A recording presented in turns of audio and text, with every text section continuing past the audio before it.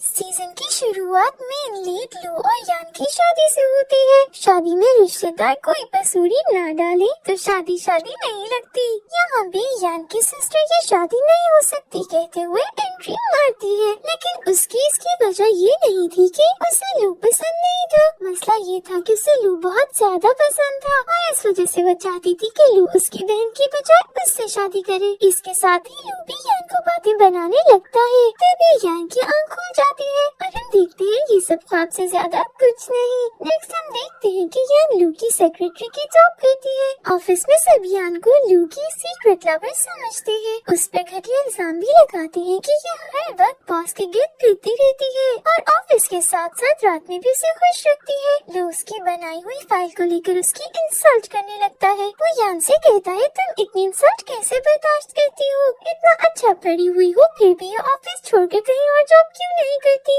यान कहती है मैं तब तक नहीं छोड़ूंगी जब तक तुम मुझे फायर नहीं कर देती। लू पूछता है ये इसलिए है ना क्योंकि तुम मुझसे प्यार करती हो और तुम्हें लगता है कि एक दिन मैं भी तुमसे प्यार करने लगूंगा। उसे चुप देखकर वो कहता है मैं भी देखता हूँ तुम कब तक यहाँ टिकती हो। उसकी बात सुनकर यान हर्ट हो जाती है, लेकिन वो फिर अपने काम करने लगती है। मतलब बंदा पूछे बहन ऐसी कौन सी मजबूरी है जो तुम ये जॉब नहीं छोड़ सकती और हर बंदे की बातें सुनती हो। नेक्स्ट हम लू के बचपन के दोस्त पर अब के बिजनेस ड्राइवर जू को देखते हैं, जिससे पता चल जाता है कि लू की एक सीक्रेट वाइफ है। जू को उसका इन्फॉर्मर बताता है कि यान लू का काफी ख्याल रखती है, हालांकि उसे अपने गिर्द औरतों का होना पसंद नहीं, जिसका मतलब है कि उन दोनों का कोई तो कनेक्शन है। दूसरी तरफ यान घर आकर लू के लिए खाना बनाती है, लेकिन लू उसका बनाया खाना खाने के बजाय गिरा देता है। लू यान को एक एक्ट्रेस के पास कॉन्ट्रैक्ट साइन करवाने भेजता है, तो एक्ट्रेस यान के सामने मीडिया पे अपनी और लू के अफेयर की रूमर्स पे बात करने लगती है, जिस पर यान लू को डिफेंड करती है। जिस पर इरिटेट हुई एक्ट्रेस उसे टॉन्ट करते हुए बोलती है कि आज जब वो लू के साथ सोए तो उसे एक्ट्रेस के साथ रिलेशन के लिए मनाने की कोशिश करे। इस बात पर यान काफी हर्ट होती है। यान को वापसी पर चक्कर आता है और वो कहने लगती है कि जब उसे जू आकर थाम लेता है उसी वक्त कोई उन दोनों की पिक्चर्स क्लिक करता है। जू यान को अपने घर ले जाता है, जहाँ यान को होश आता है तो वो उसे फ्लर्ट करने की कोशिश करता है। तभी वहाँ लू आ जाता है और जू को बातें सुनाता यान को वहाँ से ले जाता है। उन दोनों के घर जाने पर हम पे रिवील होता है कि यान लू की वाइफ है, और फिर वो उसके साथ ऐसा सलूक क्यों करता है और लोगों को उनकी शादी का क्यों नहीं पता। ये जानने के लिए आगे बढ़ते हैं। लू यान को कहता है मैं तो जानता था तुम ऐसी ही हो, और अब ये मत समझ लेना कि मुझे जलन हो रही है, बल्कि मैं अपनी चीजों के लिए पोजेसिव हूँ, फिर चाहे वो मेरा डॉग ही क्यों ना हो। इतनी सुना के भी लू का दिल नहीं भरता, तो वो उसे सजा देकर अपने रूम में चला जाता है। फिर वो उसे थका हुआ देखकर पूछता है अगर कहो तो मैं तुम्हें डिवोर्स दे दूँ, लेकिन यान कुछ भी नहीं कहती और वो सजा का टाइम पूरा होने पर वहीं सो जाती है। नेक्स्ट डे यान की बहन जेकिंग आती है जो अब्रॉड चली गई थी, और यही फ्लैशबैक में हमें दिखाया जाता है, जहाँ पता चलता है कि लू असल में जेकिंग को पसंद करता था, पर जेकिंग ने यान की डायरी पढ़ ली थी, जिस पर उसे पता चला कि यान लू को बचपन से कितना चाहती है। वो लू को कहती है कि मेरी बहन को बचपन से आज तक किसी का प्यार नहीं मिला, इससे कम से कम तुम्हारा प्यार तो मिल जाए। जेकिंग अपनी प्यार की कुर्बानी देती उन दोनों के लिए रास्ता साफ करके फ्रांस चली जाती है। जेकिंग तो चली गई, लेकिन यान की शामत आ जाती है। लू के दिल में यान के लिए सिर्फ नफरत रह जाती है। वहाँ यान की सौतीली मॉम उसे घर से निकाल देती है, जिसके बाद यान लू को एक्सप्लेन करने उसके घर गई, तो बदले की आग में जलता लू से कहता है तुम मुझसे प्यार करती हो, क्यों ना हम दोनों शादी कर ले। और बेचारी यान उसकी बात पे खुश हो गई थी, लेकिन शादी के बाद लू ने यान की जिंदगी से खुशी नाम की चीज को अपने जुल्म से खत्म ही कर दिया था। प्रेजेंट में लू जेकिंग से कहता है मुझे आज भी तुमसे ही प्यार है और तुम जब चाहोगी मैं यान को डिवोर्स दे दूंगा। वो कहती है मैं यहाँ किसी डिवोर्स के लिए नहीं बल्कि तुम्हारी कंपनी में जॉब करने के लिए आई हूँ। यान तबीयत खराब होने की वजह से हॉस्पिटल जाती है, लेकिन होश आने पर उसे याद आता है कि उसने तो भी लू के लिए खाना बनाना है। वो इसी हालत में हॉस्पिटल से घर जाके खाना बनाकर वापस हॉस्पिटल में आके लेट जाती है। दूसरी तरफ लू उसी के बारे में सोच रहा था और उसे गुस्सा आने लगता है कि आखिर यान मुझसे इतना प्यार क्यों करती है कि मेरी इतनी नफरत नफरत के बाद भी उसका प्यार नहीं बदला। लू यान को कॉल करता है तो यान की तबीयत खराब होने की वजह से उसकी फ्रेंड लू को पिक करती है और इसे यान की तबीयत का बताती है, जिस पर लू के दिल में इंसानियत पैदा होती है और उसे एक दिन की छुट्टी का मैसेज कर देता है। यान को उसकी स्टेप मॉम खाने पे बुलाती है और वो अपनी बेटी के सामने ही यान से लू और उसकी कंपनी छोड़ने का कहती है, जिस पर यान कहती है हमने अपनी मर्जी से एक दूसरे से शादी की है, इसलिए मैं उसे डिवोर्स नहीं लूंगी और कंपनी से निकालने ना निकालने का फैसला भी लू का ही होगा। यान वापस जा रही थी जब एक बार फिर जू उसके रास्ते में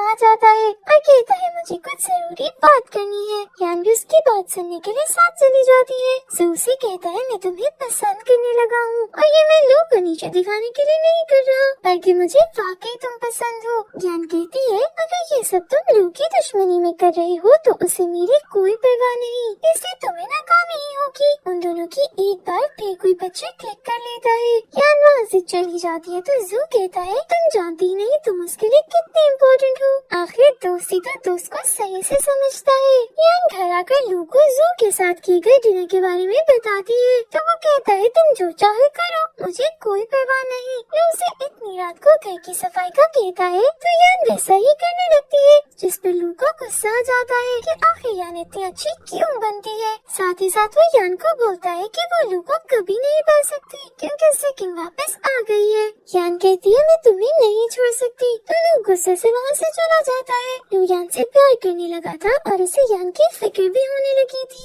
इसलिए उसे गुस्सा आता था कि मैं उसकी फिक्र क्यों कर रहा हूँ, जिससे मुझे सबसे ज्यादा नफरत है। लू यान को खाना बनाने से मना करता है तो यान पूछती है तुम रात को तो आओगी, जिस पर वो जवाब देता है आज रात में नहीं आऊंगा। लू ज़ेकिंग से मिलने जाता है जहाँ ज़ेकिंग की मॉम उससे कहती है कि अब तुम्हें यान को छोड़कर ज़ेकिंग से शादी कर लेनी चाहिए। लू उनकी बात पे अनकंफर्टेबल होता है तो ज़ेकिंग को खतरा महसूस होता है क्योंकि उसका प्लान तो ये था कि उसके छोड़ जाने के बाद लू को उससे और ज्यादा प्यार हो जाएगा और वो लू की नजर में अच्छी बन जाएगी और फिर लू का ऑफिस ज्वाइन करके उसके बिजनेस पे भी कब्जा कर लेगी। लेकिन यहाँ तो लू ही उसे अपने हाथ से निकलता हुआ महसूस हो रहा था। बिजनेस का तो सवाल ही पैदा नहीं हो सकता था। वो फौरन रंग बदलते हुए लू से कहती है मुझे फ्रांस जाने के बाद एहसास हुआ मैं तुमसे कितना प्यार करती हूँ, लेकिन मैं याना तुम्हारी डिवोर्स नहीं चाहती, बस मैं तुम्हारा इंतजार करूंगी। मतलब साफ जाहिर था कि यान को डिवोर्स दो और मेरे पास लौट आओ। लू को याद आता है कि यान उसे घर आने का इसलिए पूछ रही थी क्योंकि आज यान का बर्थडे है तो वो फौरन घर के लिए निकल जाता है, लेकिन यान अपनी दोस्त के साथ सेलिब्रेट करने पहुंची हुई थी। लू भी उसके पीछे ही पहुंच जाता है और उसे साथ चलने के लिए कहते हुए बाजू पकड़ता है। तभी वहाँ मौजूद सब लोग लू को यान से दूर रहने का कहते हैं क्योंकि कोई नहीं जानता था ये दोनों हस्बैंड वाइफ है।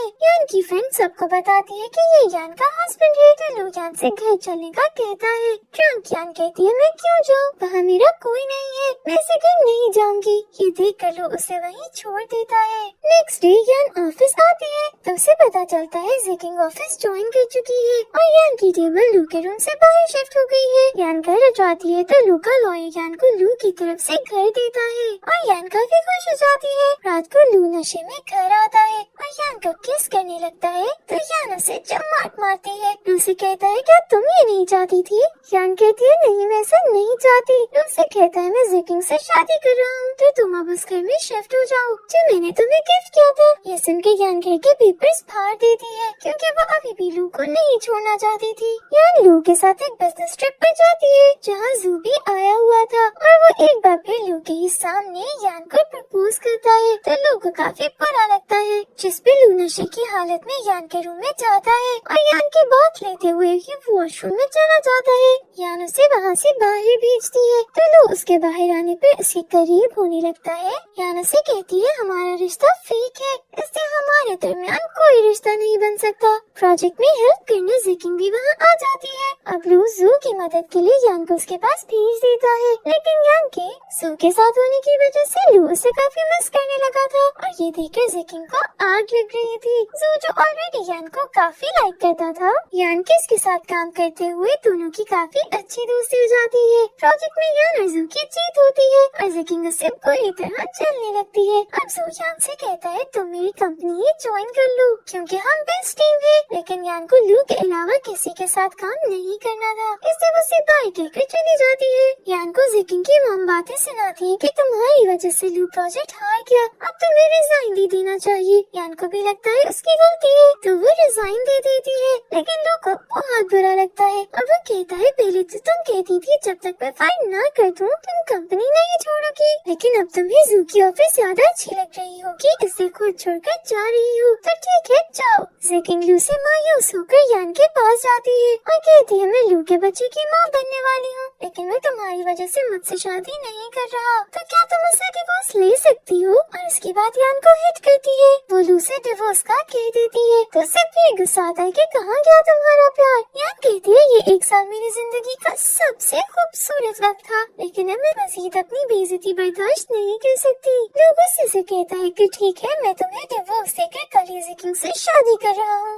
नेक्स्ट डे शादी होती है जिसमें लू यान के आने पर उसके पास आता है और वो ही कहता है जो हर कपल ब्रेकअप के बाद कहता है कि हम अच्छे दोस्त बन के रह सकते हैं। यान स्माइल करके जेकिंग के पास चली जाती है तो जेकिंग यान से बहुत रूडली बात करती है क्योंकि उसका मकसद पूरा हो गया था, जिस पे यान कहती है मुझे लग तो नहीं रहा कि तुम प्रेग्नेंट हो। जेकिंग कहती है हाँ मैं प्रेग्नेंट नहीं हूँ, मैंने लू को पाने के लिए झूठ बोला था। साथ ही वो कहती है मैं जानती हूँ तुम्हें लू से कितना प्यार है, लेकिन मुझे तो उसके पैसे से प्यार है और वो ही चाहिए। लू और जेकिंग की शादी होने ही वाली थी कि जब यान की दोस्त जेकिंग और यान के वीडियो चला देती है और सबको जेकिंग की असलियत पता चल जाती है। अब यान आगे आती है तो उसकी स्टेप मदर कहती है अगर तुमने कुछ कहा तो मैं तुम्हारी और जू के पिक्चर सबको दिखा दूंगी। उन पिक्चर्स में ऐसा कुछ था ही नहीं तो यान को शर्मिंदगी होती, वो उनके हाथ से पिक्चर्स लेकर खुद ही मेहमानों के ऊपर गिरा देती है। फिर वो सबके सामने लू से अपने प्यार का इजहार करती है और अपनी सीक्रेट शादी का भी बता देती है, जिस पर लू भी अपना प्यार कन्फेस कर देता है और दोनों असली वाली शादी कर लेते हैं। लास्ट सीन्स में यान लू के ऑफिस में उसी की सीट पर बैठी होती है जब लू उसके पास आकर कुछ पूछता है और यान उसे किस कर लेती है। इसी के साथ ही हमारा ये सीजन एंड हो जाता है।